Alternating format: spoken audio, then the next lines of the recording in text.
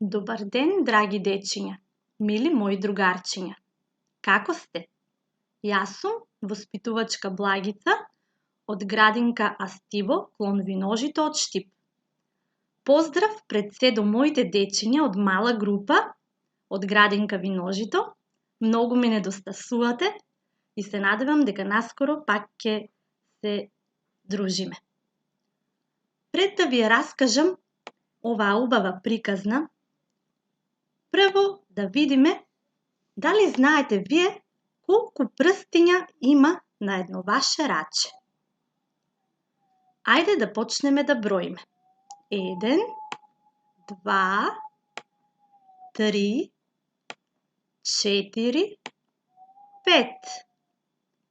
Тоа се палче, показалче, среден прст, домал прст и малото прсте. Можеме да изброиме и обратно. 5, 4, 3, 2, 1. Браво, дечиња! Значи имаме 5 прстиња на едното раче и 5 прстиња на другото раче. Сега ќе ви ја кажам стихотворбичката за 5 прстиња. Ова прсте дрва сече. Дрва сече, гора ечи. Ова прсте дома влече. Дома влече, пот му тече. Ова прсте дома седи. Дома седи, дрва реди. Ова прсте вогин клава и вечерица им дава.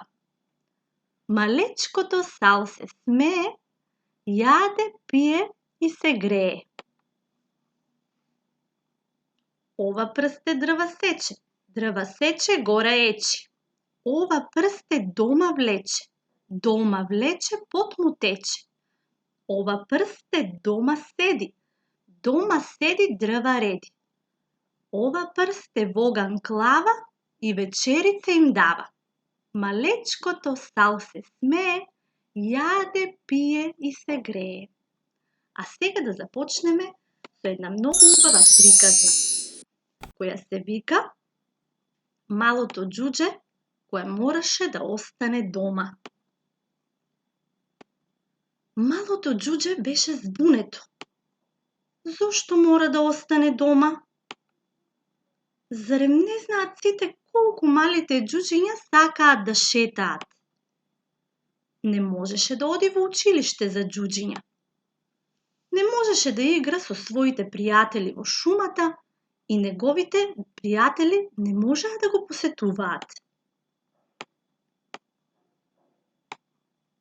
Малото џуџе беше заробено во својот дом во дрвото. Барем можеше да наблюдува од својот прозорец низ камењата и корењата на дрвото.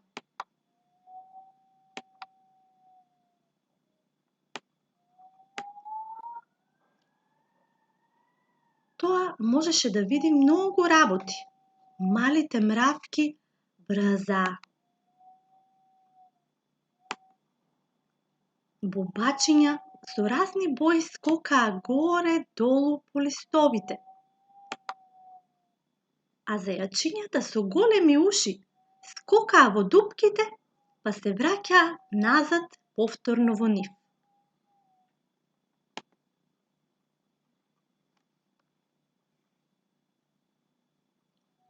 Но дури и со сето ова кое можеше да се наблюдува, малото џуџе стануваше нетрпеливо.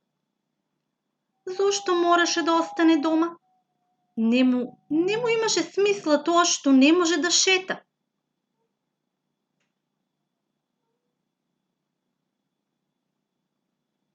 Тогаш мајката дрво му прошепоти.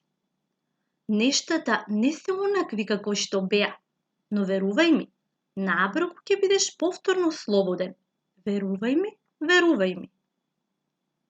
Малото џуџе знаеше длабоко во своето срце дека секогаш може да и верува на мајката дрво. Мајката дрво ја содржеше мудроста на целата шума. Мајката дрво знаеше се. Птиците и ветрот беа нејзини пријатели и гласници. Тие ја посетуваа секој ден, споделувајќи ги со неа новостите за големиот и широк свет.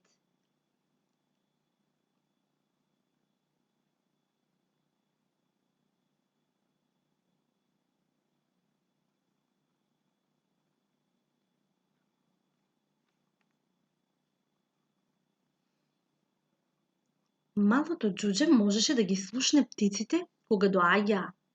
Можеше да ги слушне како пеат високо на гранките на мајката дрво. Малото џуџе можеше да види кога ветрот доаѓаше. Можеше да ги види гранките како се нишаат наваму натаму. Понекогаш мораше и да го затвори својот прозорец, за да се заштити од листовите и прашината предизвикани од овој немирен пријател.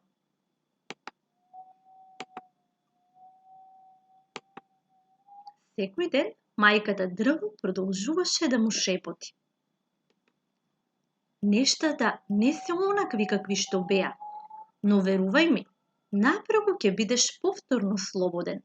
Верувај ми, верувај ми. Па малото џуџе мораше да и верува и мораше да чека. Знаеше дека наскоро ќе биде слободно, за повторно да шета во убавата шума.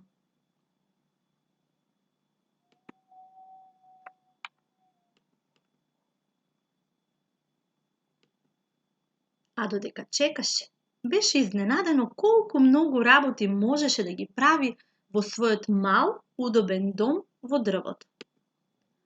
Малото џуџе може да игра. Малото џуџе може да пее.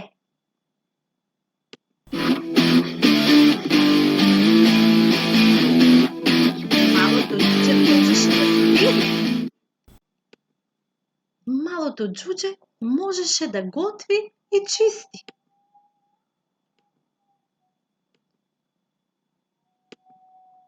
Малото џуџе можеше да црта и слика.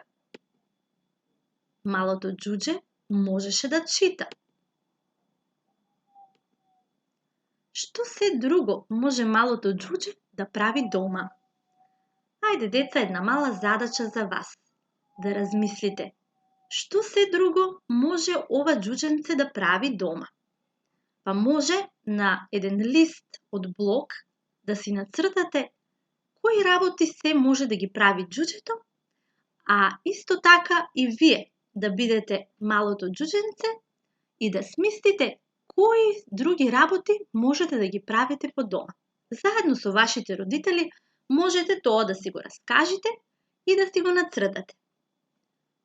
Многу ми беше мило што се подруживме вака и се надевам дека наскоро ќе се видиме. До гледање!